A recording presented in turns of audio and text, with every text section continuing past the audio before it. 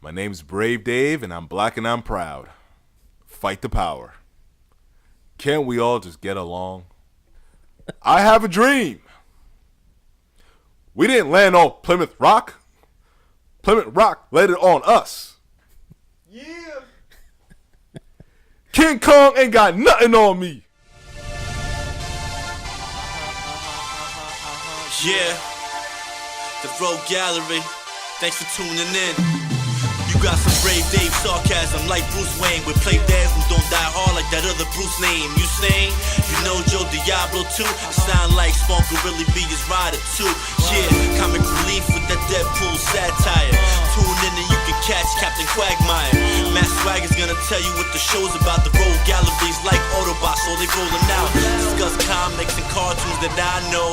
I the Tiger, no Rocky or Lionel. Who's there like the OG I Joe? No frats when we talking about the gamma flow. The guy walks between stars with some famous dudes. I'd rather watch Star Wars than entertainment news. So hit us up at the spot and let us know what you think. And make like Zelda and just wait for the link. Yeah. Where you gonna go for exclusives with shows, comics, movies, and episodes? The Road Gallery, the Road Gallery, the Road Gallery. Proceed to raise your fists in solidarity. Sweet Christmas is our Luke Cage episode on the Rogues Gallery. Episode number 12. I am Matt Swagger. Of course, with me we have the one and only Play Dead 77. Yo. And our righteous man, our resident black man himself, Brave Dave, baby. What up, my ninja? What's good, everyone? Thank you so much for joining us on the Rogues Gallery. I thought you were gonna pull a Vince McMahon, like, what's good in the hood? Man, that shit with John Cena. Yeah. And I still can't get over the whole keep it up, my nigga. That was fucking great. That was the greatest. And to have Booker T right there saying, Did he just say that? you like, tell me he just didn't say that. That was great. That was great. Sucker. It was great. It It feels real good to be back on the Rogues Gallery. We're back. Episode 12. Last episode we had our special with Fred Van Lente. Hope everyone enjoyed seeing that, listening to it. We had a real good time. Thanks again to Fred for taking the time out and speaking with us. Shout out to Fred. Shout out to Jamal Eigel, who this week dropped the book Black. Yes, Jamal. And it's kind of interesting. Again, Luke Cage just came out. They just dropped Black. This is a very pivotal time in this country. And once we start really talking about Luke Cage and realizing how they used the platform for a superhero to express the black experience. Yeah. I mean, it was amazing. Man. I really can't wait to sink our teeth into this fucking show. Yeah, I really enjoyed this series. Just take it away, man. Yeah. I loved it. That's it. I have left the building. Thank you. Mic drop. Good We're night, done. everybody. drop. We're pulling Good it. night. We're Even done. on a high note, George Costanza, everybody. That's right. George can't stand you. Yeah. Can't stand you. Played it. What'd you think? Yeah. I thought it was great. Like, I absolutely love Mike Coulter as Luke Cage. He was great. I think he was fucking awesome. Let me ask you a question. So, this is fucking interesting to me because there was a lot of, for years, everyone has been online trying to figure out, okay, who should play, Luke Cage? Should it be Michael Jai White? Should it be Terry Crews? Should it be The Rock? Should it be what was the guy that wants to do before? The fucking the guy I'm on the horse dude. I'm on the horse? Yeah, he was doing all those The Old commercials. Spice guy? The Old Spice Oh, guy. no, he wouldn't know. Do I- you I- remember? he- Well, he- wait. Do you remember when he put out the trailer? He would be kind of He funny. put out though. a fake trailer. Did he? Yeah, you never saw that shit, No, dude. no.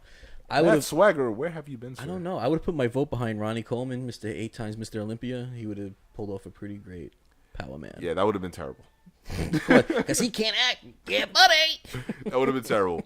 But Nah. for years there's been a lot of, people trying to vie for that role, and out of nowhere, Mike Coulter's been in some stuff. Don't get me wrong. He was in $1 Million Baby. He was in a few episodes of The Good Wife.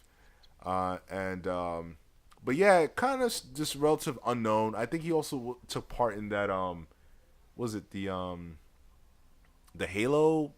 Oh, I don't know if it was like a web the Halo series. I think that was him. But he was in that. Yeah.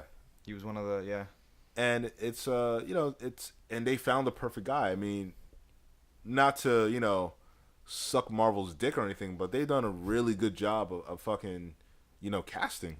That's true. You know, on the lot. I mean, between the big cinematic films and the Netflix stuff, they've done a really good job finding this kind of talent. They have, and this Netflix series is truly remarkable in a way that the previous ones just didn't hit. Its realness, it just felt like this is what's really going on, which it is, and they found such a great way of weaving this all together, bringing something that's based on a comic book character, but made it real life. It made him very relatable, in a sense that this is the struggle that this man and this is what these people are going through. There's a struggle of oppression, always being singled out, shoot first, ask questions later, and you have this man that's bulletproof but has to fight every single day for what's right and for what he believes in and to prove his innocence. Right. And the realness, the savagery with Cottonmouth and Diamondback, it felt like I was watching a great HBO show. But this is Marvel, everybody. It's like, wow. Marvel has grown up. Yeah. Right before our eyes. I know. It's like, oh my God. Well, it's interesting because, you brought up the other shows, Daredevil and Jessica Jones. We've had 2 seasons of Daredevil so far. Yes. Season 2, I fucking loved. I did too. The introduction of Punisher just brought it to a different level. Now, you made a comment about Luke Cage hit things that the other 2 shows were not able to hit. Yeah. And my argument with that's going to be, listen, they're going for different things. Yeah. With Jessica Jones, they touch on a very interesting topic. I mean, Jessica Jones focused more on rape culture by using the superhero platform to express it. It was focused on feminism and women empowerment. Right. They each have their own political message. Right. So like they're hitting different things. They're hitting the marks. And so it's not to say like Daredevil can't touch on the stuff that Luke Cage is about. No. Because he, again, this is, I guess for a guy who has a disability maybe, but but still this felt like it wasn't about a superhero. Right. It felt like it was about this guy that just had this unique ability, and really what his unique ability was that he cared. Right. And that he wanted to protect everybody and make sure that Harlem is a place where everyone can live and make it. So that realness is something that those other shows really can't measure up to in that sense. I'm not saying anything bad about it because I love those shows. I love Jessica Jones. Yeah. That was very relatable, and it's a great message for women. And we've seen Luke Cage transition from Jessica Jones to his own being series. His leading, and he's done a spectacular job. Oh, by the way. Yeah. By the way. Yes. I mentioned this shit to you the other day. Yes. So, New York Times writer Mike Hale put out a review for Luke Cage last week. This man had the gall to say that Luke Cage was better served as a side character on Jessica Jones. And I'm thinking to myself, how did this editor allow that to make it in?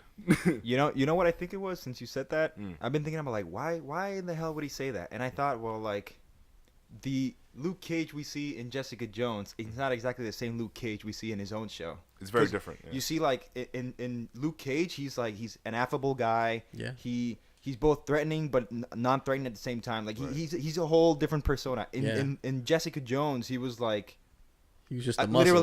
literally a walking wall. Like this guy was like, do not fuck with this. I mean, he got shot in the face with a shotgun kind of guy. So so it's different. And I thought like, wow, like this is fucking nuts, because I saw this guy being like ready to kill and break bone on this side, but over here he's just like worried about an entire community. He's like a man of the people. Right. And I like that. And I'm like, whoa. So with you shining some light on that, how do you feel about this writer saying that the character is better served as a sidekick on another show when we didn't even get a full, well-rounded character he's of Luke Cage on Jessica Jones? I mean, well, not to pull the race card here, but is the guy black? Is this guy black? The writer? Yeah. No, he's white. Has he ever read Luke Cage comic books? Probably not.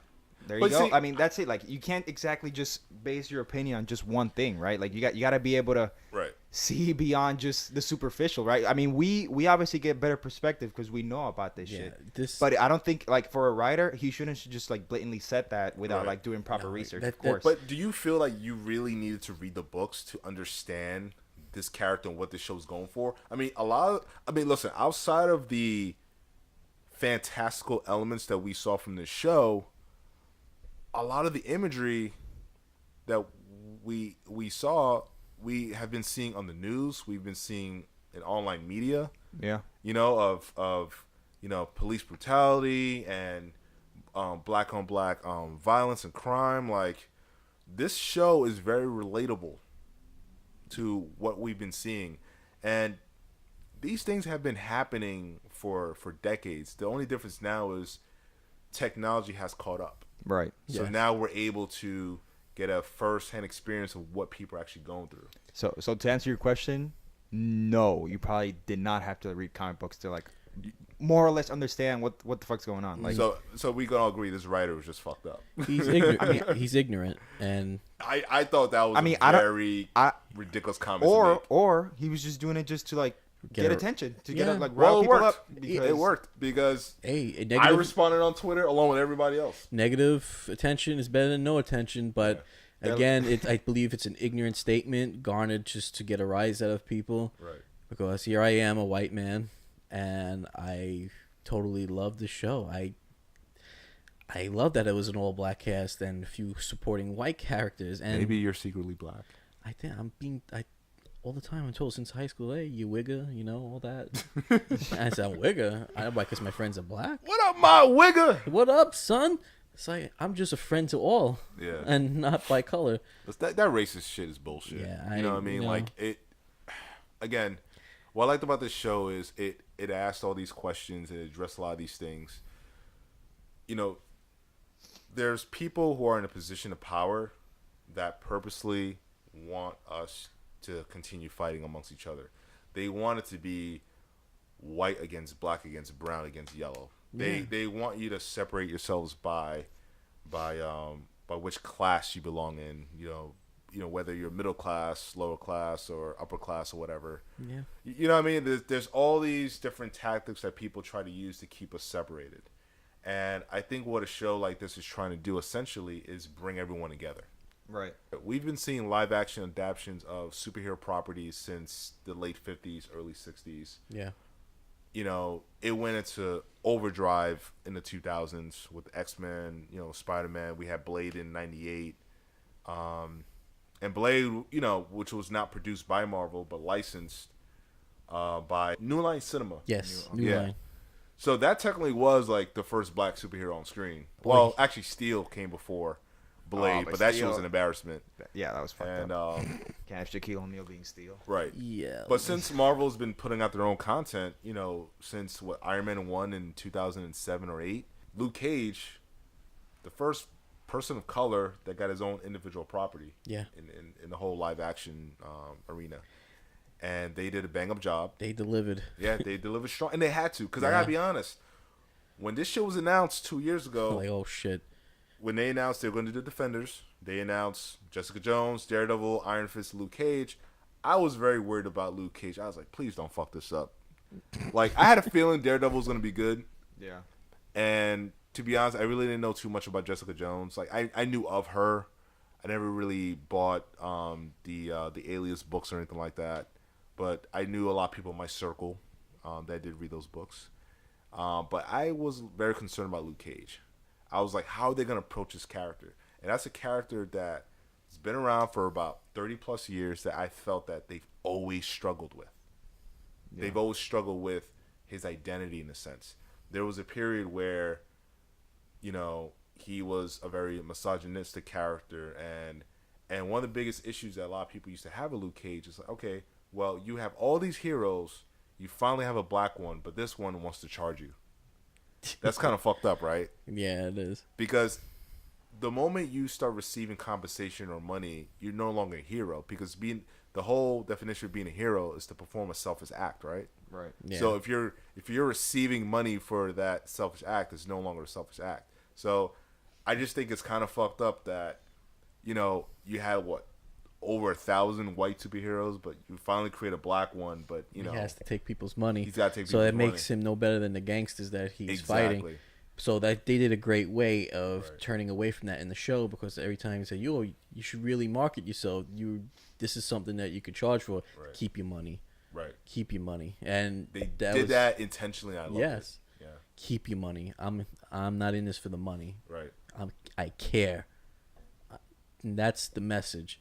Like, the bigotry in the comics is done by this show. So we have something new and something more empowering to look forward to in the future, and people can see this is what we're all people. This is what it's about. People shouldn't be depicted by color, and you're a gangster because you're black, and you're gonna kill people. Well, and you're gonna deal drugs and sell guns. Being black is like considered being armed. Yeah, right. It's so bad. There's times where I have to walk through certain neighborhoods. I'm like, oh shit, I gotta, really be careful here. Remember that movie Crash? It got like a bunch of Academy Awards and shit about 10 years ago. Yeah. Big cast. I think Sandra Bullock and Brendan Fraser and A bunch of people. Yeah. A lot of fucking known people in that. I think Michael Pena was in that movie as well. Probably. Who went on to be an Ant-Man. He was great. Yes. He was great. It was huge. But one of my favorite scenes in that movie is when I believe Sandra Bullock walking with her husband, which I believe was Brendan Fraser in the movie, and they were being approached by a person of color, black guy, and she kind of pulled next to him a little closer. Oh, Let me tell you something. That shit has happened to me. really? If I'm walking somewhere in the Upper East Side, I can see when someone says, you know what, I'm going to cross the street, or I'm going to pull closer to this person, or they just look very nervous around me. And I'm like, listen, I'm the last guy you need to be afraid of. Right? I Like, just want to go home. I just want to go home, and typically I would be in neighborhoods like that because, I was there for work or something. And you better have a good reason to be in those neighborhoods, because if you get Like, pulled over by a cop for any reason, it's like, why are you here? what you doing, boy? And I mean, listen, that's the world that we live in. And out of all the superhero related stuff that we've seen, again, this shit addressed a lot of social issues. And here's the thing, we've seen a lot of imagery with cops and fighting with blacks, and we had the Black Lives Matter, this and that. This stuff was shot 6-7 months ago. Yeah. And we're talking about as recent as like last week, we're seeing footage of cops shooting unarmed black men who are approaching their cars. Yeah. You know what I mean? Like it's nuts. It is. It's just getting out of control. It really is getting out of control. And I'm not. Yeah, even though I'm black, I'm not anti-police, because I'm not one of those people that feels like every cop is bad. That's not true. That's bullshit. No, it's a lot of times they might be new. They're scared. They react before they think, and that's not a great approach to things. Right. And they just get caught in the moment of all this stigma, Right. and it's unfortunate.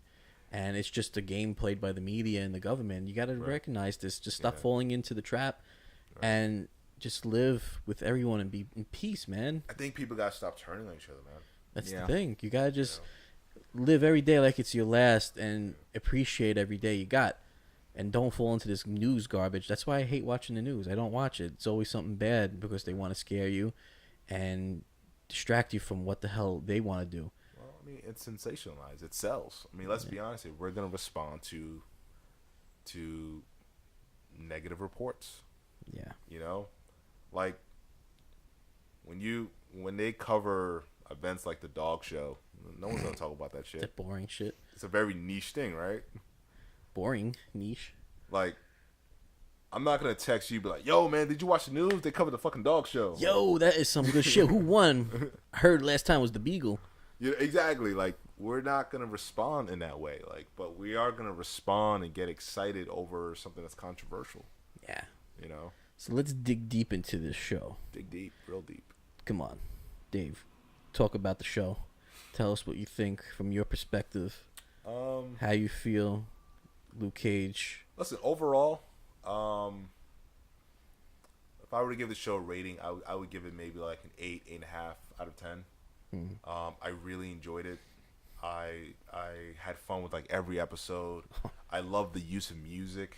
Oh man, it was great. in the show. It was great with the cameo from Method Man. Yeah, dude, I'm a huge music fan. So having like Charles Bradley, having Raphael Sadiq, like having all those people like come up and sing. Delphonics. Yeah. I'm like, holy shit. had And that- it's funny because like growing up, like a lot of the music I listened to was like, you know, by African American singers, Right. Like rap, blues, soul, you Motown, know, baby. Lauryn Hill, you know, all these people The doo-wop. loved it. So I'm like, and I lived in Harlem for like a few years Yeah, too. you did, so yeah. so I'm, but obviously I lived throughout the times where it wasn't like as bad as it used to be, you know, like back in the 90s. And Yeah, stuff. you moved to the gentrified. Harlem, Well, but- funny, it wasn't gentrified when I got there. It slowly got gentrified. yeah. Because, dude, I used to walk down, and I lived across from the projects, Mm. and I'm like, I remember God damn it. because I helped you move. yeah, and I'm like, God damn it, I hated having my girlfriend like walk. You know, I'm like, damn, if I had a girlfriend now, this would suck. But she came like later when a bunch of restaurants started opening up, all the Yeah. Columbia University students started showing up. Right. And it was fine, dude. Like whatever. We used to like walk around, never had any issues. Especially because I didn't stick out like a sore thumb. I didn't dress like a thug. I didn't dress like a rich boy. Right. You just I mind dressed, your you know, business. yeah, that's I'm it. like, That's it. whatever. If I remember correctly, you were in West Harlem, right? Yeah. Oh yeah, that's why. Yeah, East Harlem's horrible. Yeah. No, but Don't go over there. I used to like, Don't go, go over there. You heard it from the black man. I used to have to travel like cross town to the Metro North so I can go to work. Yeah, because you were going to Connecticut. Right. Yeah. So I remember that. no, and we used to go there. We used to go to the post office. We used to do a bunch of shit, and so, on and off, you would see like some shit go down, and cops would always be around. Yeah. And I'm like, damn, you know, like, what the fuck happened this time? Or Yeah. and It's what it is. Yeah, you it was know. always something, but You get jaded and desensitized to it. you know, not enough where like somebody like just pulled out a gun. You know, Yeah. I'm like, all right, we're not in that kind of danger. Yeah, no. You know, and people, you know, they like to live off the hype. Yeah. You know, because a lot of it is hype. It's not like at every corner you're gonna get like fucking jumped. That's not true. I know. Yeah. Maybe you know, it's just appearances too. You know, obviously we know that a lot of African Americans wear like bulky clothes, and that's just it because at the time that was the cheapest thing to wear, and Yeah. now it's just kind of like the fashion, you know, fashion sense.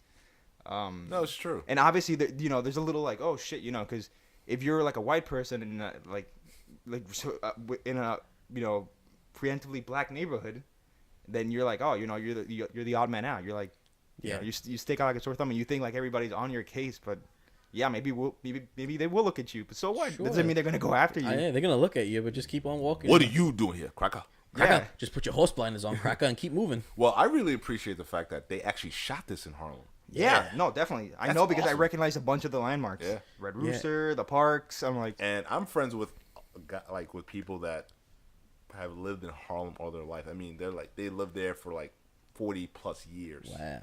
And this show was like name dropping places that existed in Harlem long ago, and a lot of people appreciated that shit. Yes. I think the first or second episode there was a cameo by Dapper Don. Yeah. Dapper Dan, yeah. Dapper Dan. he's legit, like He's the a real Dapper legit- Dan, dude. Dapper Harlem Dan, dude. baby. He's dressed like some of Yeah. the most famous rappers. Right, exactly. You know, the whole incident that they brought up in the show with Mike Tyson, that was actually a real thing with Mitch Green. That was a real incident that happened like late 80s, early 90s. But you brought up the music earlier, and the writer, the showrunner of this series, Cheo Coker, I believe he worked for Source Magazine or one of the former hip-hop magazines back in the day as a staff writer, and he covered music. So music was a big part of his life, and you could tell by watching the show. I mean, You can tell he loved music, Right. for sure. It had that Scarface kind of feel with being in the club, the music, and just seeing how we learned about Cottonmouth's past, how he was a gifted pianist, and he was really passionate about his music, and he was kind of taken away from that by Mama Mabel. Mama Mabel's a gangster. Really ruined his life, essentially. He could have been someone better, like his Uncle Pete wanted. Right. And Uncle Pete, the pedophile, by the way. yeah, Isn't that shit fucking ironic? right. Like, the person that's trying to get you away from this lifestyle, He's one of the perpetrators. it's so fucking crazy. But Well, that's why he wanted him away from it. He didn't want him to see what he's doing. right, And this show had layers, man. It had fucking layers. It's like a dude. big old onion. It had layers, and I really appreciate that. I really do. It was so good. You know, and listen, I'm not saying this show's perfect, but and hey, maybe I'm a little biased, but it was perfect for me. Now, I do think the show suffered from that same problem that Jessica Jones and Daredevil suffered through, where I don't like this automatic 13 episode mandate. Yeah. I feel sometimes, and it was especially evident with Jessica Jones, that it probably should have only been given a 10 episode order. Yeah, like some of them drag on. Like, Yeah, I they thought drag They on. try to pull the story too thin. Yeah, and you can always tell when that's happening around like when you're around like episode 8 or 9 with any of these Netflix series, you start to see like, okay, They they're go, like, trying to stretch down. it out a bit. Yeah, I And think then at the end, I think Right. this could have ended on episode 11. They could have wrapped it in. yeah. I think, hey, even if it was just a 6 episode miniseries and we just had Cottonmouth, that would have been good enough. He was great. Even if it went to 10 episodes, I think that still would have been strong enough. But I do think that them having to meet that 13 episode mandate might be hurting them a little bit.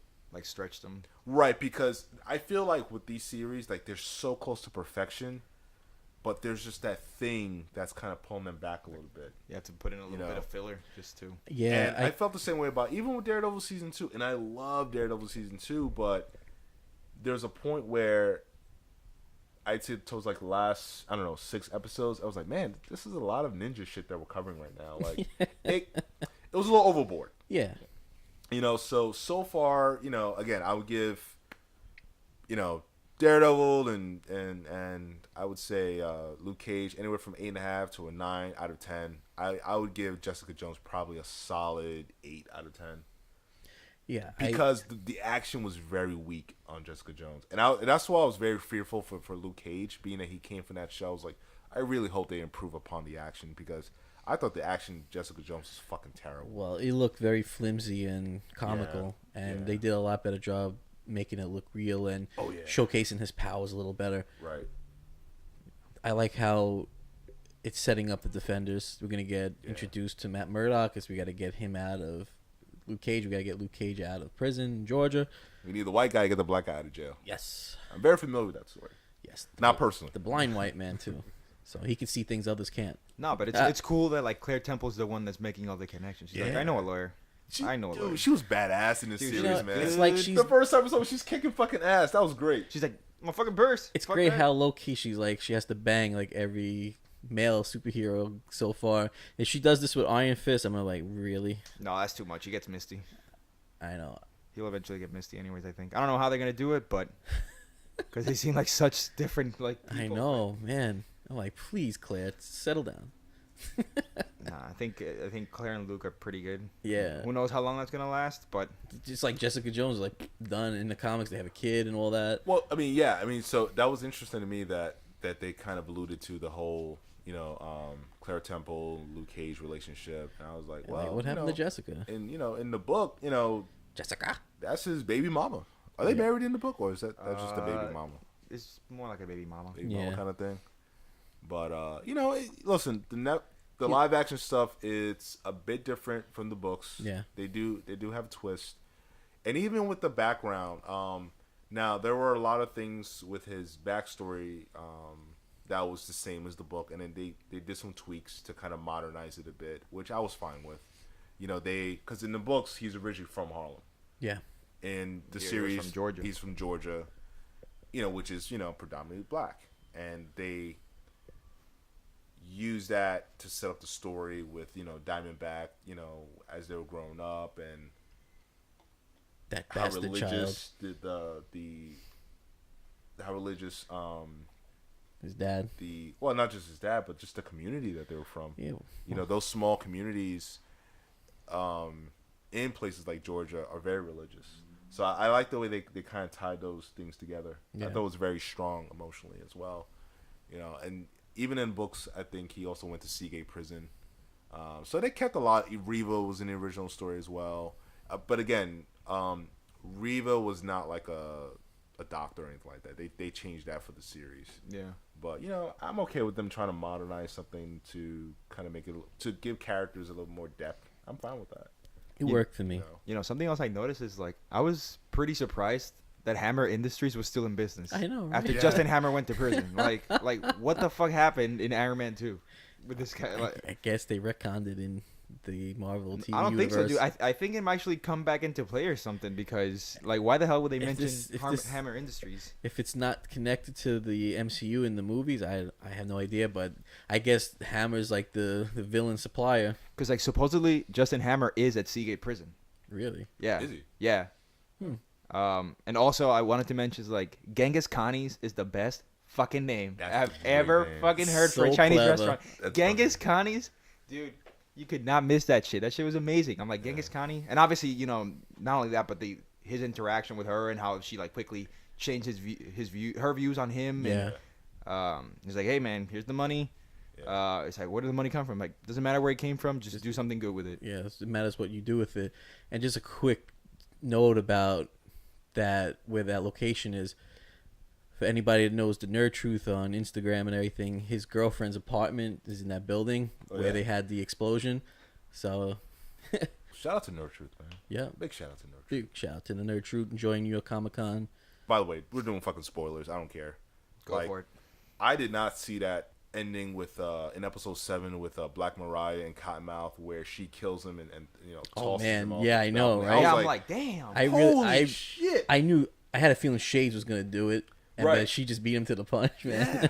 But I really enjoyed that performance from Alfre Woodward. Like, that was great. Shit. You know, like, this is a woman that I guess had to suppress her past. Like, she was trying to get away from the Stokes family history. Yeah, that life. You know, Yeah, she was trying to live somewhat of a normal life, right? decent life, but still, when you're a politician, you get wrapped up in that espionage bullshit. And that's the thing that, you know, Cottonmouth kept trying to remind her is that this is a part of you. Yeah. And she kept trying to get away from that, which is why, like, she kept saying things like, I don't want to know the details, just get it done. Like, give me the money. But that's like, That's it. it's the opposite for his childhood growing up. He didn't want no part of that, and he was Right. forced upon it while she was all up in the thick of it Right. and out there watching the pedophile get shot and all this shit. So it's kind of funny how things just 180 for the both of them. While he Yeah. embraced it and became powerful, and then she became legitimate Right. But that's power life. as a councilwoman, which is great, but still underhanded and doing 30 things with her cousin. Right. But that's life. I mean, I know That is. That's real there's a lot of politics. people in that kind of situation where they didn't want to end up that way. Yeah. They actually had dreams. They wanted to do something that was bigger than the streets, but, you know, because of certain circumstances, they get caught up in that lifestyle. I mean, I really appreciate this series for its authenticity. Yeah, it reminded me of The Sopranos. I love that mob story shit. Yeah. And again, Elements of The Wire with the political ties, you know, how it ties to the streets. I mean, and you know what? You know one of my favorite things in this series. It was episode 2 when they do the flashback and they show you Pops getting busy. Like how he got his name, Like, Pop. Pop. You know what I mean? That was the sound he made. Snap, every crackle, time. and pop. Like, That was great. He was a great character, and I like Pop. you know, I'm kind of pissed too because if it wasn't for the damn trailer for Luke Cage, I would never know he died. But in the trailer, he's holding a dead body, and I know it's Pops the whole time. Yeah. You know what I mean? So I knew that was gonna happen, but I thought he was a great character. He And was. I think he only lived to episode 2, right? Yeah, they killed him way early. I'm like, Yeah. damn, already? That was crazy. But it's like he was only in 2 episodes, but I felt like he gave so much within those 2 He did. episodes. Yeah, we learned Like he had an emotional arc in only fucking 2 episodes. That's really fucking talented. Yes. You know, that's really talented. The writers, that shows you how talented they were that they were able to do that, and also the actor Yeah. was able to pull out that kind of performance. Yeah. That was great. And it's funny how they keep everything in reserve. Like the two chess players are like, you think they're just like background characters, but really, as time goes on, you realize, oh wait, shit, that's Turk Barrett. Yeah, Daredevil used to break his bones all the time. Yeah, Like, what are you doing in freaking Harlem? I had to get away from Hell's Kitchen. And then the other one is like a master accountant. He's like, here you go, fucking millions of dollars. Like, just keep the store open. I Yeah, love right?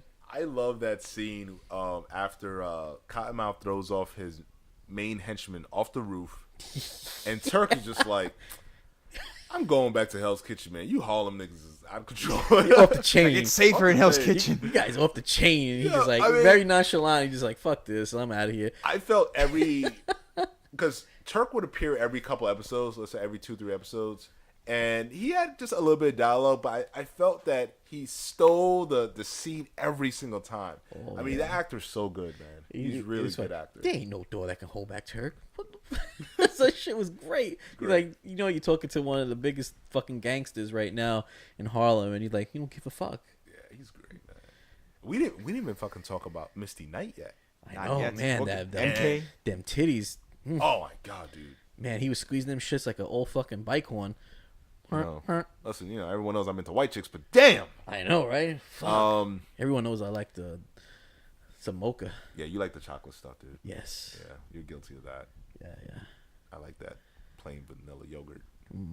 Very. But anyway, Simone Missick, great actress, and she's a relative unknown. I think she maybe did one or two things before this, but for the most part, she's unknown. And you know, I heard a couple interviews with her prior to the series, and she mentioned that, you know, she didn't read any of the books, you know, prior to playing that role. Because sometimes, you know, the producers will have the actors, you know, they'll send us some of the books.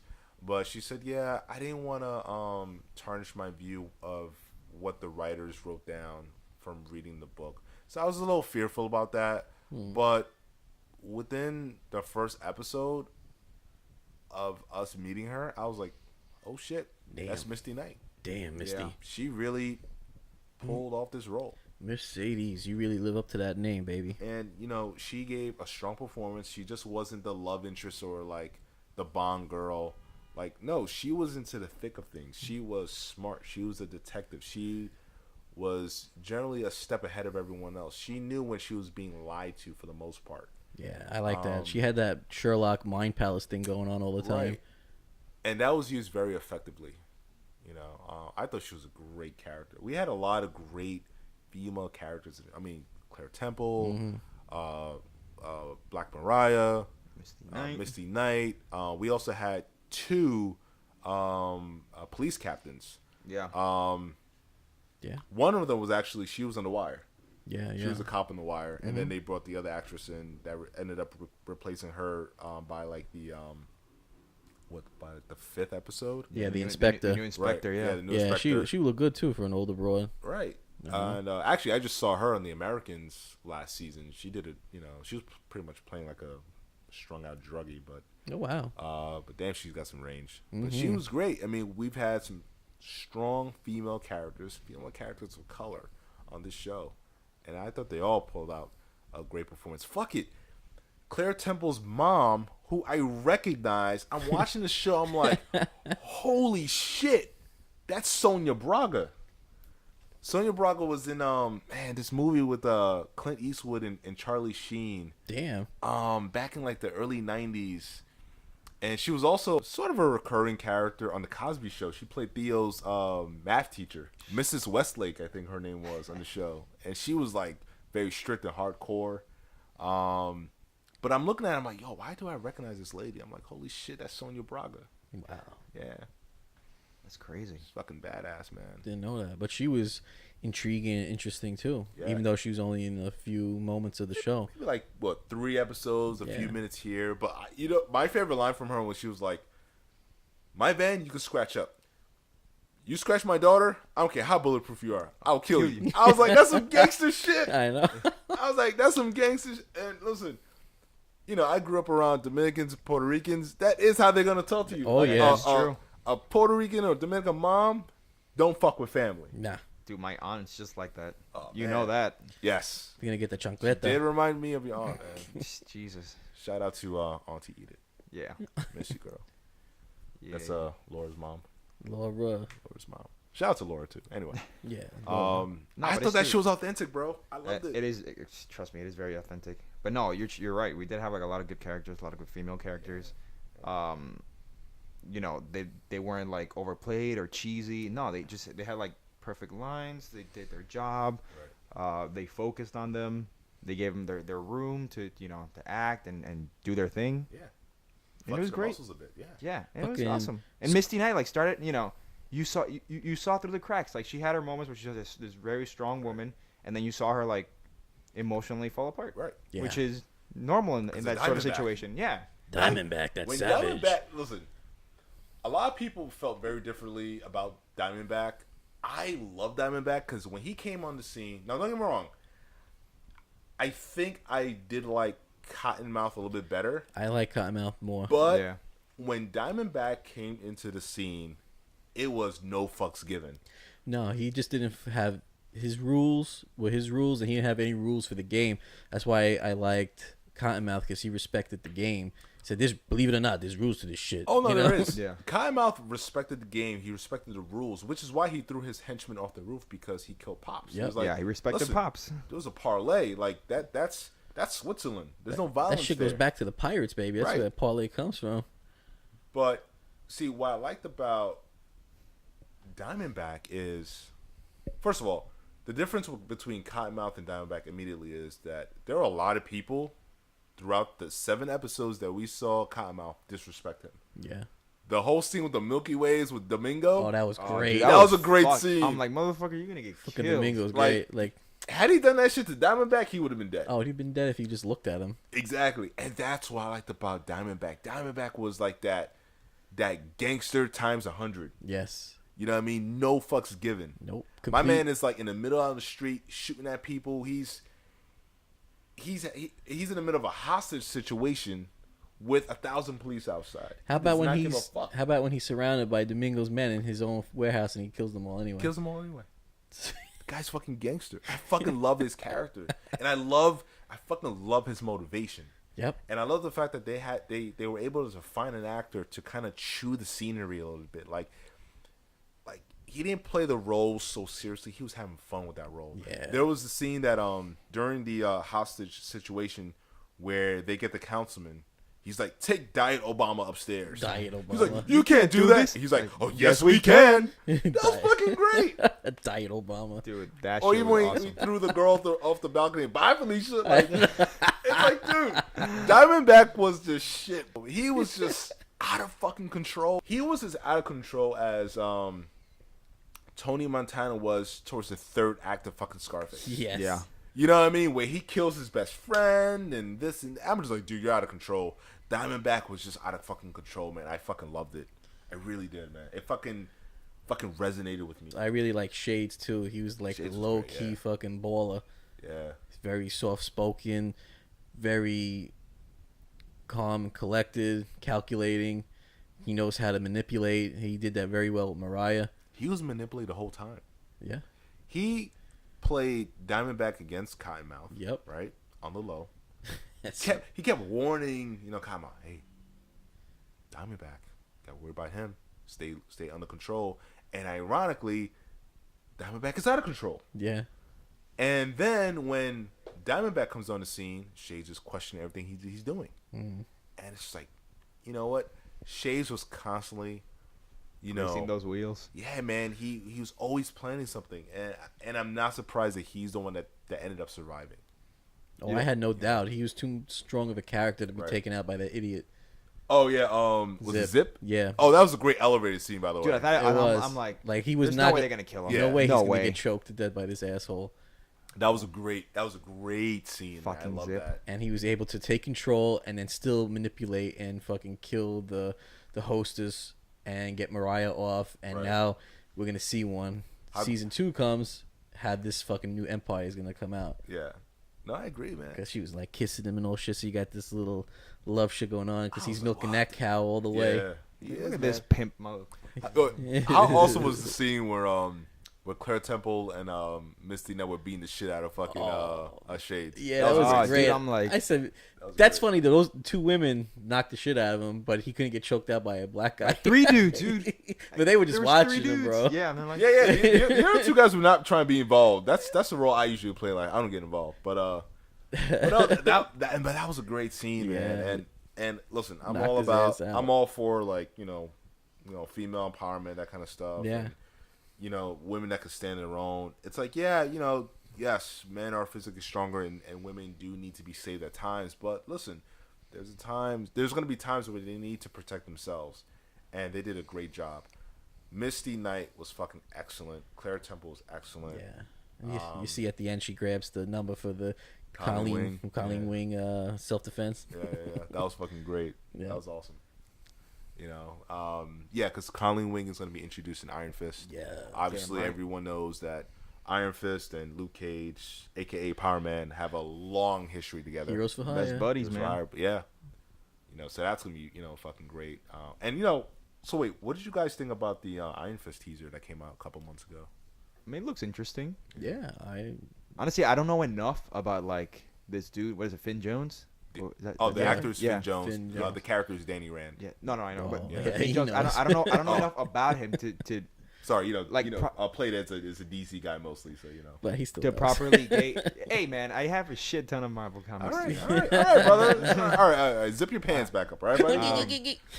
Um, You're long. We get it. So I don't know. I just can't gauge like enough Right. information from this guy to know exactly how is he gonna do with Danny. Because I know Danny Rand to be almost the equivalent of what Ollie Queen is in the comic books. Rich Right. dude, Yeah. funny, quirky, but a badass. Yeah, but I don't want to see a Stephen No, Amell exactly. performance. We don't want a Stephen Amell kind of No, situation where no. like we have a second Batman. You know. Please. Listen, No. all I can say is that at this point, I trust Marvel, No, for sure. and I think they've done enough, especially with the Netflix stuff. And hey, even what they've been doing the last 3 seasons of Agents of Shield, they've done enough where I think they've earned our trust.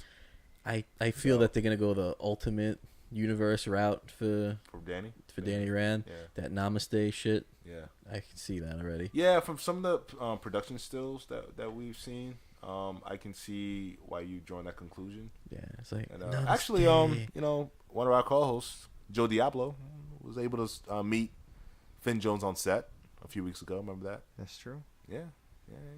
So big shout out to Joe Diablo. JD. Yeah. So I'm looking forward to Iron Fist, and Iron Fist at one time or another was dating Misty Knight. Yeah. Yeah. I don't know if they're still together, but No, it's like They're not. she's dating Sam Wilson. oh yeah, Yeah, shit, the new Captain America. she needs that black love. Hey man, she's missing an arm. Go get it, girl. Oh yeah. She's Some shit's happened. Wow. Oh, and just to say, by the end of Luke Cage, the last outfit she was wearing, it was very reminiscent to what Yes. she wears in the comic books. You know, Yes. the hair, very beautiful, like the clothing, very I- exactly like the comic books. I'm like, I shit. fucking geeked out of that scene. I'm like, holy shit. And she's just there like, fucking geeked out. she's there looking at you like, I'm gonna fuck you, guy. I'm gonna fuck you up. I like how the Marvel TV studios, I like how they always find a way to pay an Incorporate the homage classic. Yeah. to original. Like, we saw that with one of the episodes of Luke Cage where he had the original costume on. He's Yeah. like, Tiara. Tiara, shirt, and what is jeans like, and this all. is ridiculous, or You look like a damn fool. yeah, exactly. But it was like 10 seconds, but it was cool. That's it. That's all we That's need. all you need, dude. Because we know that costume is not going to work. Hell Of course no. not. And you Hell guys no. know that one of my biggest complaints about Luke Cage for a long time was about his fucking costume. Like, they never really been able to give him a really cool costume. You remember when we With Jamal. Jamal Eigel's house? He's Yeah, the we one were that talking actually about that. designed it. Well, no, he didn't design the Well, original costume. I know, but he designed one of those Yeah, fucking one of them, horrible yeah. things they made him do. Yeah. Yeah, he didn't want to do it. Nah, They made I him. mean, I think the more contemporary one was like the yellow shirt Yeah. Yeah. and the black pants. Well, with the new Power Man and Iron Fist book, I really like the look with him with the blazer and the tie and everything like that. Like more pro, like more Yeah. businessman. But I like that, and he's got the sleeves rolled up, so it's kind of like going for this Bond thing, but it's more street level. Yeah. In a sense, like he's had a hard day at work, so the tie is gonna be a little loose. Yeah. I really like that look. Like, what do you guys think about that new design in the books? And I heard that new series is awesome. I think it's illustrated by Sanford Green, right? yeah. No, I think it's great because they also did it in the show. He did a lot of shit in the suit. Right. Yeah. In fact, he got shot a few times and he had to hit that shit with a blazer. He's like, that was great. like Dapper Dan spent shit ton of time doing the suit for him, and some motherfuckers come and shoot him in the back, and he's Yeah. like, God damn I it. fucking love the look of the suit. I think the suit I'm works. fucking tired of buying new he's like- clothes. He's like, they stole my dad's ring. But he's like, God damn it. They And he can't goes catch a out. break. It's like, is it him? Is it? Yeah. I know. He just He's like like, slapped when the guy. you wake up, tell him Luke Cage is like protecting He this. was like, "Wake up." Fuck. Yo, okay, I thought the funniest henchman was it Sugar? Was that his name? The over? Oh, yeah. Yeah, Oh, the he's like- overweight dude. I don't even like these guys. He was, nah, I'm gonna say the word. He was Yeah. like, man, I don't even like these niggas. Yeah, and he's That like, was great. And then later on, during the hostage scene, he told Claire Temple, like, sit your fine ass down. That was great. And then he's the one that actually referred to her as night nurse. Yeah, I know, that was awesome. That was great. Escort night nurse downstairs. Yeah, it's true. He was great, man. Yeah. You know, again, like they did a good job making the henchmen come to life a little bit, because you know we actually got a bit of a character from Zip. Yeah. We had a little humor from Sugar. Even the first henchman, the main henchman that Tone or some shit. Tone, something like that, or Tone. the one that was killed. Like, yeah, like we got a little. Yeah, Tone was the guy. We got a little personality from him in the first couple episodes that he was in. You know, so it wasn't just like, you know, just like the faceless bad guys in the background, like putties or whatever like that. You know, it's like they were like a living thing. They brought something to the ensemble. Life. Right. And speaking of living thing, I mean, Harlem felt alive in this series, man. I mean, from, you know, the kid on the corner hustling to sell DVDs to the guys playing basketball in the courts and you know, the elderly playing chess and, you know, Domino all and these. shit, yeah. I mean, yeah, when you go to Harlem or when you go to any of these kind of neighborhoods, that's what you're gonna see. It was fucking great, you know. And I love the kid that was selling the footage of, like, you know, the incident, Avengers, and, yeah. you know. And I love later on in the final episode during the fight between you know, Diamondback and Luke Cage, he calls his boy. He's like, "Yo, Farley, get the camera, the 4K one." Like, that was great, man. It's like, these are the people in the community, and they're given lines, and you can, you know, enjoy that ride with them. That was great. It's like that attention to detail. Right. These are the things that made the show very It made it real. work. And things like you didn't see in Hell's Kitchen. Right. You just seen the main scope of things. Right. The good guys going after the bad guys. You didn't see this interaction with the community. You didn't get to see everyone rally behind someone and then they trying to drive a wedge into it. It was like, wow, you got everyone behind them, then they're all trying to get them, drag everybody apart, and at the end they're all coming back and rallying with him and shit. So it was like, wow, you know, this is something that you really don't see in shows that much.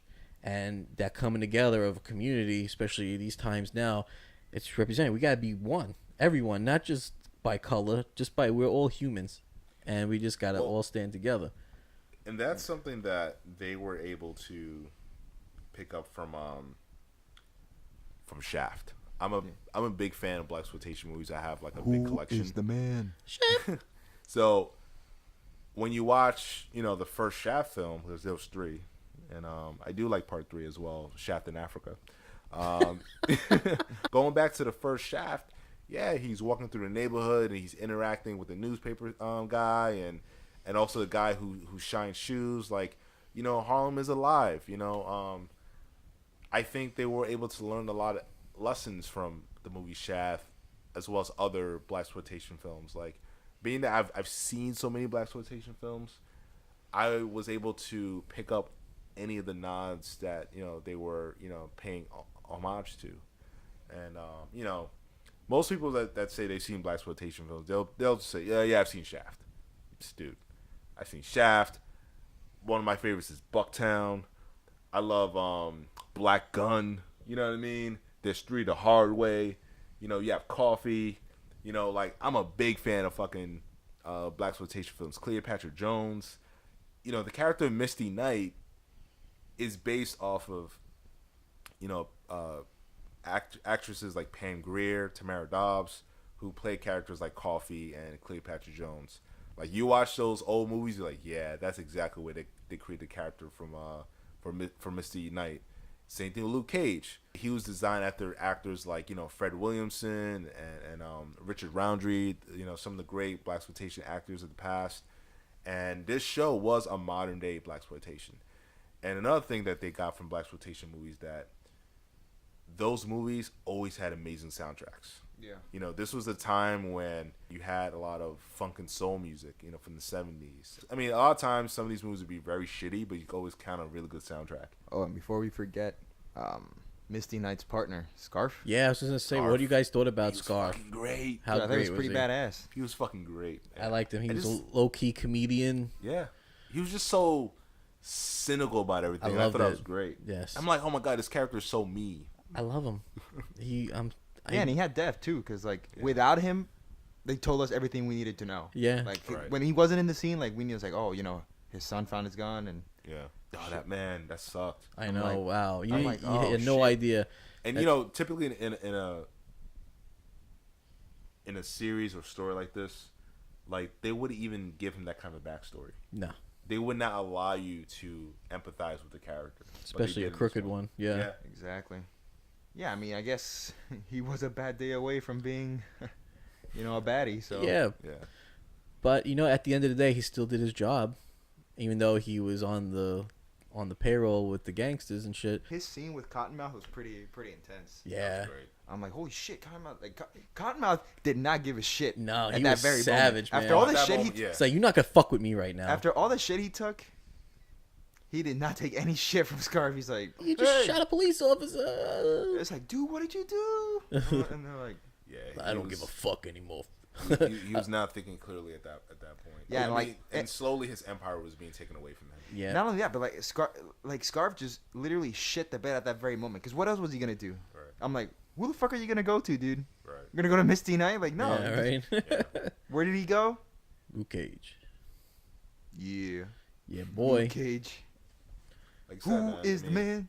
Luke Mike Cage. Coulter did a really good job, and I think I remember us having a discussion about this a year ago, because when he got casted, a lot of people didn't feel he was muscular enough for the role, and Yeah. listen, he's He's a big fucking dude. a big guy. He has the stature. Like he doesn't have like this amazing ripped body. Yeah. Now he doesn't have But- abs. At all.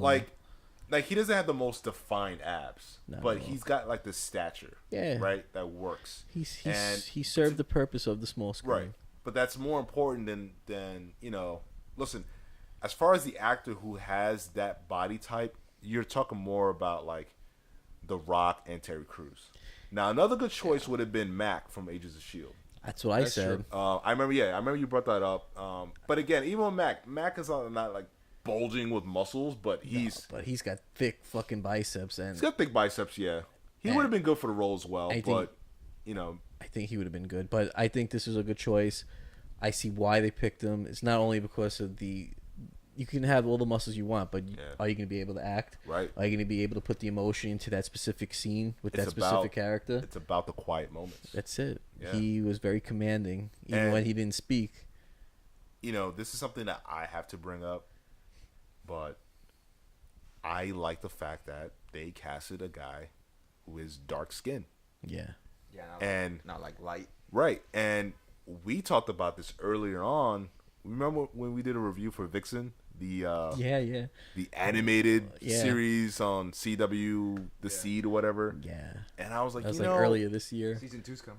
I read about that. And the she's other going to be day. on Legends of Tomorrow in real life. She was Yeah, already yeah. in Arrow. Yeah. Yeah, it's like two different actresses, right? No, it's the same. The one No, that does the voice. It's not the same actress. Is The it- one on Legends is not the same as the one as before. No, It's different now? Yeah. It's a different actress, yeah. That's whack. It was so important to me that they got a guy who was just as dark as Wesley Snipes. Because in this country, people fear dark-skinned people. And sometimes these studios, they want to play it safe. Oh, let's get some yellow flavored dude, you know what I mean, to be the black one. Like, no, this man is dark. Like midnight dark. Yes, he dark. Yeah. And I loved it. I said, yes. Finally. I didn't want to see a dude who's as light as Will Smith. That's a cheat. No, it's true, dude. Yeah, I guess they're still copping out. Like we don't have full faith Exactly. in a black guy, so we're gonna get someone that's Because white. he broke the stigma. He Right. broke the stigma when he was like helping Genghis Khanis. Yeah, you Exactly. could have went and got You know- Jesse Williams or whatever, that half one, right? Like, cause you can tell like the first interaction with him and Connie was Yeah. like she kind of had like some disdain for him Yeah. Right. because you can look at her in her expressions like this guy's a fucking low life. Or Yeah, something. you like, owe me rent, you black guy. Yeah, you're not making rent and shit. And then they started like incrementally adding the death to their like relationship. Yeah, Right. because she sees Right. that. Oh wow, he helped me out. Yeah, like she sees like, oh my god, like not only does she see like, oh, here's the money after he helped her out, Yeah. her and her husband. Then she took But the then- time to get to know him and see, wow, he's a decent human being. Right. He got the money. They blew up Genghis Khan, Yeah. and then he had to go the extra step by moving the fucking building. Yeah. Right. And then that's the last you heard of them. We didn't see. I would have liked to see more of those. There'll be more Genghis Khanis, I'm sure. Yeah. I love it. Genghis Khan. Such a cool name. I'll never get tired of fucking saying Genghis Khan. They should now make a real Chinese restaurant, Genghis Khan, so we can Well, go eat Might there. as well. You know what's interesting? Because That'll be our official spot. think about I think it's already been like 10 years, but maybe 8 or 10 years since the official Daughters of the Dragon book came out. Like when they kind of modernized it, which was a really fun series. It was only about maybe like a 6-issue series, but it was great. And that was really my first introduction to Misty Knight and Colleen Wing. But the reason why they were called the Daughters of the Dragon was because their office was like right upstairs from like a Chinese restaurant. That's cool. So I don't know if they'll find a way to kind of tie Tie that Genghis in. Khani's in there or something like that. That'd be cool. Maybe they change it into Genghis Khan's dragon or some shit. I don't know. Yeah, you never know. You never know. They're gonna have to rebuild, right? Exactly. I think. All right. So, in terms of one thing I didn't really like too much, I thought the missile or rocket launcher, or whatever, was kind of ridiculous. That was a little over the top. I was like, Oh, you really? think? Would he really like? I said to myself, would he really do that? Now, Is he that fucking savage? Yes. do I think he would plant a bomb. a bomb? Yeah, Yes. a dirty bomb. Yeah, get like a stick of fucking dynamite, but Like what hood guys do you see walk around Harlem with a rocket launcher? well, but the thing. But that's was, the thing. but The he was whole a weapons Justin, dealer. the He whole was a Justin weapons Hammer. dealer. Yeah. Yeah. The Yeah, whole he Justin was. Hammers thing. That was the only thing that kind of made sense. But Yeah, to me, yeah. it was like, okay, just for the purpose of being somewhat discreet, I think just planting a bomb would Or have been throw a more Molotov interesting. cocktail. That's something you would see Could- more. Because Right. it's not one of those things where you can say like, oh, another night in Harlem. Right. Rockets and rockets up into No, it's not that kind of. It's not that kind of place. I know he just wanted to make sure that this guy is fucking dealt with. Right. And he didn't know about his ability, so what better to do it with a Right. rocket launcher and have a building collapse upon you? I just felt that was a little gimmicky. I was like, come on, man. Nah, that's just. that Still was a little cool. over the top. Still cool Yeah. to see though, that shit. I mean, It made a big spectacle with the news and everything. Then he had to Yeah. announce who he is. I'm Luke Cage, and like now you're Yeah, that fucking. was- Now you're public, bro. yeah, So they earned that moment, and then that was an opportunity for them to have him be knocked out to go into the flashback. And I liked a lot of the prison stuff. That was cool. that Yeah. was. Yeah, that was shot very well. And shout out to I forgot the actor's name, but he played like Who Squabbles? Squabbles. Yeah, Yeah, I was going to say that about Squabbles was earlier. on. He was Poe on the Oz. Remember? Yeah, Um, Squabbles was cool, It man. was cool. It was cool. Yeah, Too bad they beat him to death. yeah. But Yeah, it's whatever. fucked up, dude. Like, I just would have squealed. I mean, Yeah, like they would probably have killed him anyway, I'm man. like, you know what, guys, we don't need to do all this. Like here, This is what you wanna He know. wants to get out of the program. But I'm a coward, so that's just me. Well, I don't want to get beat to death either. Fuck Yeah, that. fuck that. yo, but you know what else is fucked up? Prison's prison. That Reva was in on it the whole time. I know what a fucking. I'm Yo. like, I did not see. I'm like, really? After She was all a good, that shit, good fucking crazy. liar, man. I'm like, Yeah. damn. There was precedence because we saw Jessica Jones punch this woman like clear across the street, Right. Yeah, and I'm like, It's so obviously deserved. we felt bad and all that, and I'm Yeah. like, damn. Nah, I don't feel that bad. no, well Yeah, deserved. that's crazy. That man. bitch. I'm like, damn. That She played the con, man. She played Yeah. the long con for. What'd you, Man. what'd you guys think about the with them driving to Georgia and meeting up the doctor? Man, that happened like this. You know how long it Man. takes to get to Georgia, bro? It's like- Driving? It's like 7-9 hour drive. Hell no, it's more than that. Well, they said she drove like I don't know, like 12 hours. I know, but don't it, even just know. like But- boom. but next remember- scene, they're in Georgia But already. they were gone for a few days. Yeah, they were gone for a little while. And there was a lot of shit happening back in New York. Yeah. So I mean, To me, it felt like fucking boom. Next scene, they're in Georgia. well, like yeah, wow, I mean, like shit. That's some good driving, girl. but Listen, I wanted to like the doctor. I Yeah, did. me too. Like Yeah. I wanted to like and from a perspective, I did like him Yeah, because but- obviously he wanted to like oh, he get legitimately Luke- wanted to help him. Yeah, but he he's wanted a to help, mad but- fucking but- scientist. Exactly. He was more caught up in his work Yeah, than the person. and too bad his he patient. got his hard drive to still work and he has all the info. Yeah, now fucking Diamondback is gonna like come back Yeah, better but than ever. There's gonna be some crazy shit going on. God damn. But that's okay, dude. You gotta set the stage for these things. You want to make them perpetual. That's what you gotta do. You gotta Yeah. like. And they These all basically little they have the moments. kryptonite for him. They got the Judas bullet, so they can always make more of that. that shit was crazy though. Yeah. The fucking bullet. He's lucky he didn't explode. Did you guys notice that it was a little fucked up that they removed the shrapnel from one bullet? But Yeah, and they not didn't the even, other. like, mention the other. I think because I don't know, it wasn't. I don't know. It was just like an error in judgment, or just I like think they just kind of forgot. This was the most important one because I don't know. like hit you in the gut. I We gotta think the take that shoulder out. one, maybe it went through him. Maybe, but I thought the whole point was Well, for it to, I like think- stick and blow. I know. Wait, the one in the shoulder was like a regular bullet, though, right? No, it was No, the dude, Judas it bullet. went right through. It what? Yeah, it I was a think regular bullet. it passed through him. No, because it went right through, and then that's when he fucking fell to the garbage. Yeah. Behind the garbage, he's like, "Oh shit!" That was so perfect. Like this is all set up too well. And Diamondback is like, "Oh fuck," and leaves. Bye. And as soon as you hit the garbage truck, it pulls away too. Like how perfect. Yeah. And actually, around that time where he gets the shot up hoodie, that's when the cops stop him. The whole Yeah, stop yeah. and frisk Yeah, thing. yeah. That's fucking crazy. But I'm like, I mean, it does raise a lot of questions. Was the hoodie already shot up? The hoodie he was wearing at the time. I know he was wearing a hoodie at Yeah, some point. That was shot. because- yeah, with But I know, No. That was the new hoodie that he got from the laundromat, right? That's when he was wearing the gray hoodie. yeah, I think that's the one he took. because from he was the like super laundromat. fucked up, Right. bleeding, and but I'm Right. like, So he went to the laundromat. No, the cops gave him the bullet holes because he grabbed the one cop and he Right, shielded him, okay, and the other so cop yeah. shot his back up. Right. all right, so they did stop him. Like, what are you doing? It's like, Right. I'm just Yeah, man. He's yeah. walking His wild black. jacket was That's guilty enough, right? like I love how he always had a hoodie. Granted, he was walking Yeah. like kind of in the middle of the street, really fucked up. Well, and and they talked about doing a hoodie thing to honor Trayvon Martin and the, disgusting violent act that happened to him a few years ago. Well, that I piece of think shit. Method Man threw his name up in his little spit he did at the end. Shout out to Method Man. That was a great It cameo. was dope. that was awesome. Dope, bro. Wu-Tang baby brought back all the It was memories. just funny watching He's like, man, it's you. No, man. Method Man and his man, what was it, Guzman? And they're selling bullet hole hoodies Dude, that was awesome. It's like, just to distract the police. That was man, No, it was It's- it was Gomez. The guy who owned the bodega was Gomez. Yeah, it's like, man, it's you. It's like, no, man. that PLO style It's was you. fun. Join back in the day. That was a good scene, man. And He's like, God damn, Method Man's tall. Like, yeah. because Mike Coles was like 6'2", so He's Method like, Man's gotta be like he's like 6'4". saluting him at the. Yeah. He's such a fanboy. He's saluting. Well, that's street shit to the salute. man, I love it. Yeah. Like, hey, Yeah. man, are you Why do a you think double? John Cena started doing it? But John Cena does it the corny way. Hey, Lee John, he's respected no terror. Cena.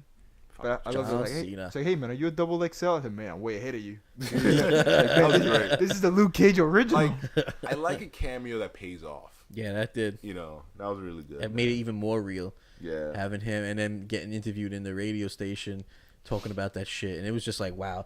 Like, I think that was, if he wasn't improv that shit, Yeah. wow, he really did a great job fucking making it And real. everyone knows that, Method Man is a hardcore comic fan. Like, the guy has a, I think he rents, like, a, what do you call that?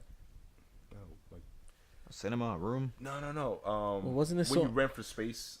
What, a studio? a warehouse, Like one of those warehouses, but you rent, like, the The storage. storage. Yeah, yeah. So Okay. supposedly, like, Method Man has, like, a storage space where he holds all his, like, original comics. Wasn't his song METHOD Man back in the day based like on a superhero? Yeah. Yeah. No, everything about, like, Wu-Tang, everything Yeah. that they did Oh, was yeah. based The on, Shaolin Temple, baby. kung fu flicks, comic books. Those guys are, like, hardcore into that shit. Yeah. So, so it wasn't just, like, a celebrity cameo just for the sake of it. It's like, no, the guy actually read Luke Cage, and that was one of his favorite heroes growing up. Yeah. So I totally respect that they were able to get him to drop a song, make a cameo. I thought that was fucking great. It was dope. Heroes for Hire, they threw that in there. Yeah, man. Yeah, Pop Store, man. Like, that's the next stop. They're like, I don't know, but it's gonna be something special, Yeah. and that's Yeah. cool, man. Like, overall, man, I had a lot of fun with this series, man. I really did. A lot of great characters, a lot of great women, really good action scenes. I love the action sequence in Christmas Attics. Oh yeah, that was great. You got yeah. some great hallway scenes. Yeah. Like they keeping true to their theme of the hallway Yeah. fight scenes. Yeah. You had the assistant district attorney from Daredevil make an yeah. appearance. Yeah. It's like they found That's anybody that can that was black. Like, Yep, they they gotta put him get on the into show. series. That was great. They're like, yep. Oh, look at you. You see, when I thought about it, when he was on Daredevil, I could have sworn he said he was moving south. Something like that. He was like, oh, I'm gonna get a different job. Like he was like, I'm getting the fuck out of town, man. Well, I mean, after they killed the DA, yeah, like, yeah. I'm surprised he's still in ADA, which HUD did. They should have just promoted him up to DA. But That was fucking nuts. who knows how long the events after Jessica Jones and this Yeah. Well, I think about a year. I think a year. because been a little while. Because of when he sees, well, it's a year from Jessica Jones to Luke Cage because of Claire Temple. Right. Because she kind of mentions, hey, yeah, it's been a while, or, you know. Okay. And I quit my job. It was kind of weird that he didn't recognize that at first. I'm like, are you serious? Well, he did get his But I fucking think he was headshot under- by his side. Yeah, he was Right. fucked up still. He Like, had a Yeah. fucking, He what, was a under the hematoma spell. or something? Yeah. He like was all under the he, spell of all the she law. did was like do the whole. Oh, yeah, he was under fucking Kilgrave Kilgrave shit. spell, yeah. Oh, Kilgrave, man. It was great to that nod. Mariah talking about Jessica Jones Yeah. snapping his neck. No, I wish they would just say their names. Like, they're in the same universe. They're in the same network. Just But I don't mind that they say, like, it's like listen, such the alluding to it without. I feel like they do that with the movies. That's fine because they're not really connected Right. because of Fahey or whatever. But like, yo, Jessica Jones snapped that fucking guy's neck. Just say it, Jessica Jones. But I don't feel like they really had to say it. Like, put it like this. I geeked out anytime, you know, They do like a minor mention. like Claire Temple was like, you know, I have a friend that's Like I know a lawyer. Yeah. no lawyer. Like, just saying that. It's Well, enough. yeah, got me I don't excited. want her to say it. I know. It's like then we're gonna have fucking Stephen Amell and shit going on over here where everyone knows everybody like Right, that. no, I but just like I like the subtlety of it. the Devil's of Hell Kitchen. That would be cool to hear on another show. Right. And But even on Jessica Jones, she said the same thing. She was like, "Listen, I have a friend that can help." Yeah, I know. Like, you knew immediately who she was talking Yeah, of about, course. and I geeked the fuck out. I didn't need her to say Daredevil or the Devil's Hell Kitchen or whatever like that. It kind of reminded me of back in the day before we really got all this kind of shit, where you would watch a show and let's say you like. I remember, God, this is sad.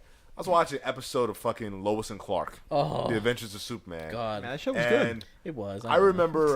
This is old stuff. I remember, I don't know, somebody was shouting, and Dean Cain, you know, who's playing the role Clark Kent, said, "Watch out, they could hear you all the way in Gotham City." I was like, "Holy shit!" Oh damn, he mentioned Like, Gotham. He mentioned Gotham City, Yay! like, so it reminded me of that time. You know what I Way mean? Where I used to Batman. geek out because, dude, at that time, you never thought one day they'll get all these characters on screen together. I never thought. You know, now those budgets back in the day. Hell no. That's true. So you know, it's a beautiful I like thing. to be reminded of those times where before we got oversaturated with all this shit. You know, That's true. It's a beautiful thing. It's a beautiful time to be alive. If you love comics, you love this, and not just being a casual moviegoer, but if you actually have your roots into comics, to see how Marvel is really shaping what great TV and movies should be right? based on their characters. How they're screwing things up in the comics, man, what a 180 they're doing on the screens. So, right? That's funny. You know, another thing, just to note that even though this show was dealing with a lot of serious topics, I appreciated the fact that they were still able to find moments of levity. Hell yeah. You know, like, not to mention any names, but there was a certain movie this year that was just a little too mundane for me.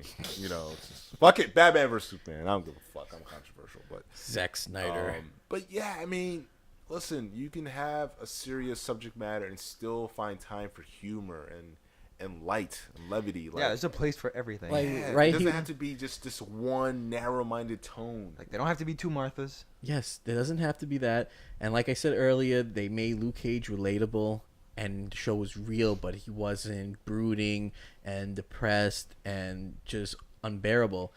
So if that Superman is what you think the human race is, and you're trying to make that relatable, Zack Snyder, you failed with that.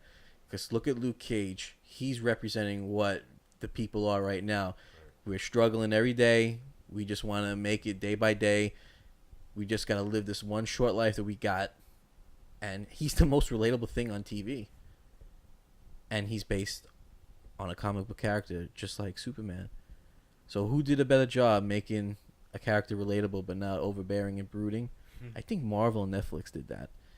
So this is something to take note of. They're even doing that shit on ABC with I Agents of know, Shield. man. Even Robbie Reyes is a great Yeah. fucking character. I mean, you know, since season 2 of Agents of Shield, they've done a great job of really grounding these characters. And when people hear the word grounded or grounding, they immediately associate it with being dark and like overly realistic. What grounded to me means characters and the situations, their personal arcs are relatable. Exactly. So whether it's in a dramatic film, a comedic film, Yep. an action film, there's you have to either sympathize, empathize with the character, have an emotional attachment, as I've said 1,000 times. You have to be able to connect with these people. We're getting that from Agents of Shield. We're getting that from all 3 Marvel series so far. Yeah. Dude, No. I was pissed. I wanted to watch Shield Tuesday, but the stupid vice presidential debate was on. Was it? Shit. Yeah, fuck. I was so mad. I'm gonna watch. At least I got to see Flash. Wait, but did they put it on Hulu? I don't think it was on at all, so it'll be next Tuesday. Really? Shit. I'm gonna look into that. Yeah, I was like mad. I was waiting. Like, oh well. Damn politics. Yeah. Away my show. Yeah, man. Shield's way better than those debates. Like, no, but shit. but seriously, I mean, a lot of people don't want to give Marvel credit, or people feel like they receive too much credit, and they always get shit for their, one-dimensional bad guys. But so far on Netflix, their bad guys Awesome. are hitting home runs. Killgrave, Cottonmouth, Diamondback, Kingpin, Hell, Black Mariah. Black Mariah. Man, even Yeah. the little glimpse of Mama Mabel, she was badass cutting that motherfucker's finger off. Mama Mabel was a real gangster. Damn. Holy shit. God, man, was that shit real? Like, I respected that. That's we're how it getting was. great bad guys, and this shit is not easy to do, and they're No. doing a great job. And you know what? People go back and forth about their movies, but this year's Civil War, I got that same feeling. I cared about the characters. I understood the villain's motivation. Yep. And once you had an understanding of his motivation, you were able to empathize with the character. Right. Well, if everyone's seen our review and our initial reactions of that, Right. you know how we felt. Right. That was a stellar movie. Like, you really just felt Robert Downey Jr. Right. You felt his And great sense of empathy and sympathy and everything with leading with that woman who lost her son up until he found out that That's Bucky Black killed his Mariah. parents. Yeah. yeah, Alfred Woodard playing 2 roles in the Marvel Universe. Yep. Big Look at- shout out to her. Yeah. Yeah. So, Because I was wondering how they were gonna pull that off. I was like, wait, but you have her. So when I heard she was gonna be in the movie, I was like, is that gonna be the same character from Luke Cage? no. But playing 2 different characters. It's 2 different universes, And, pretty much. Fuck it, And man, they did it with Captain America. Yep. she had 2 different ranges of emotions. Yeah. When she was, informing Tony Stark on the damage that he created in her life, of taking her son, that was a powerful scene. Dude, that's probably what got her the gig to do Luke Cage. I think she did it before.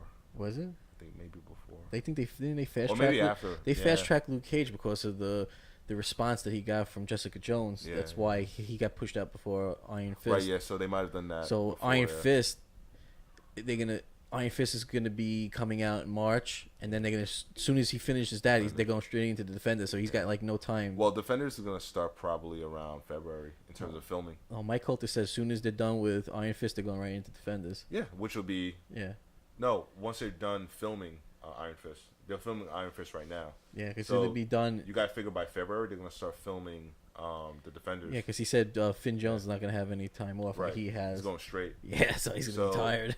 You have to imagine that... Because I think Jessica Jones last year, I think they debuted in November.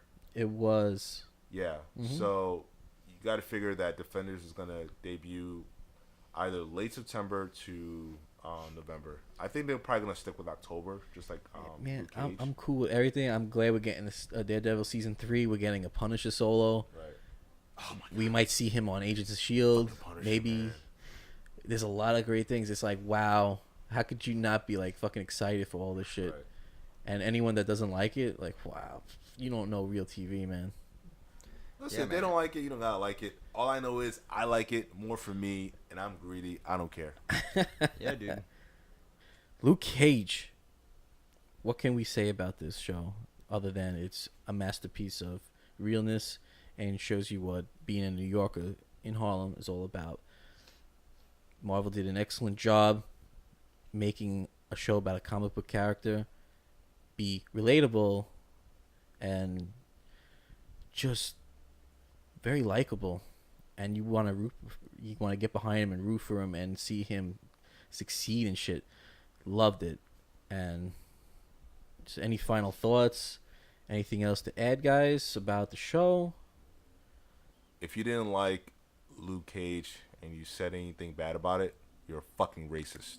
I think that is true. That is all. I believe that. Play Nice. Dead. Hey man, dude, I thought it was a beautiful show. Yeah. I love the actors. Misty Knight, fucking loved her.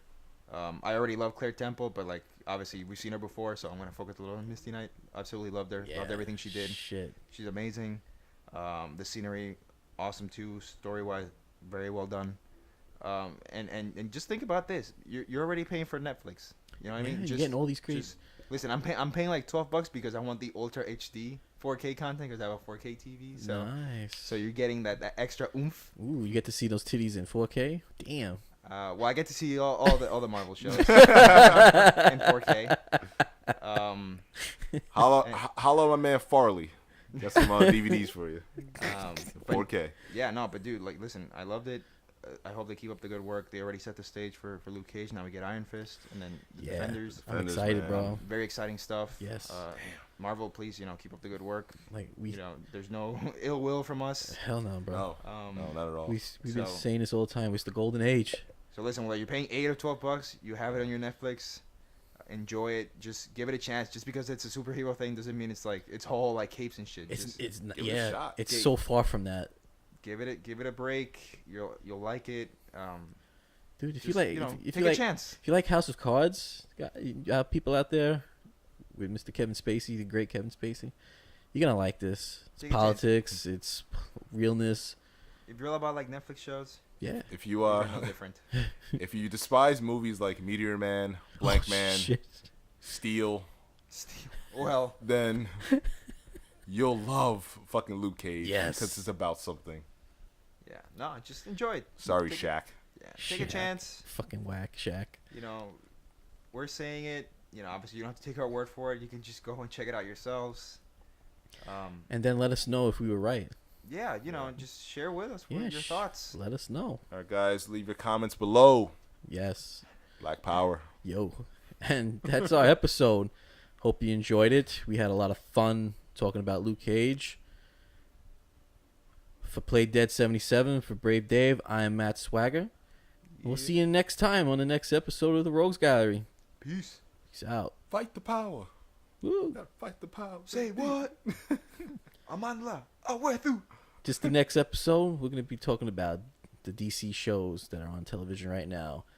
Just some comparisons. DC shows, DC movies, Yes. cartoons. Yeah, you're going to love it. Yeah. Because I'm going to keep it real. So we'll see you next time. Where you gon' go for exclusives with shows, comics, movies, and episodes? The Rogue Gallery, the Rogue Gallery.